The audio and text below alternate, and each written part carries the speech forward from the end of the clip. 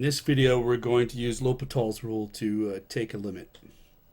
All right, we're going to take a look at the limit as x goes to infinity of the square root of x divided by e to the x. So the very first thing I'm going to do is just change that square root, the radical sign there, to a fractional exponent. So the square root of x is the same as x to the 1/2 power. Okay. So now what we're going to do, it's the limit as x goes to infinity. So we would kind of look at the limit of the top part and the limit of the bottom part.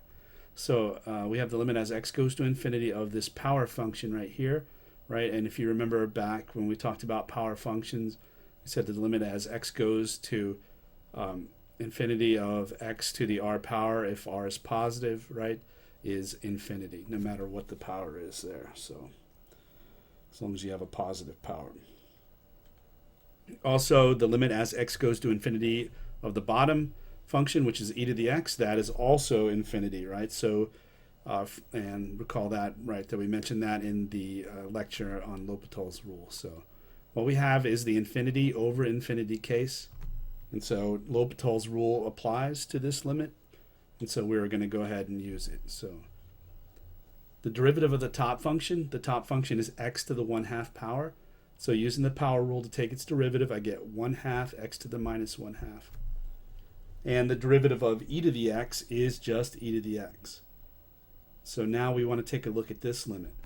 Well, we're going to have to simplify that out a little bit and get it in a nicer format. So the very first thing I'm going to do is get rid of this negative exponent here and bring that x to the minus 1/2 down to the bottom part here. So I have 1 over 2x to the 1/2 power all over e to the x. Okay, and then I'm going to get rid of the complex fractions. So to do that, right, I'm going to flip over the bottom part, 1 over e to the x, and multiply. And so in the next step, I'm actually going to multiply those out. So I end up with 1 on top, and on the bottom, I have 2x to the 1/2 times e to the x. Okay, so now it's clear what's going on in the top. We just have a 1 up there, right? And we've already talked about in this example here that the limit as x goes to infinity of x to the 1/2 is infinity. The limit as x goes to infinity of e to the x is also infinity, right? And so therefore, we can conclude that the limit as x goes to infinity of 2x to the 1/2 times e to the x also has to be positive infinity, right? And the reason for that is because, well, look, as x goes to infinity, this quantity here, x to the 1/2, is getting large, very large, right?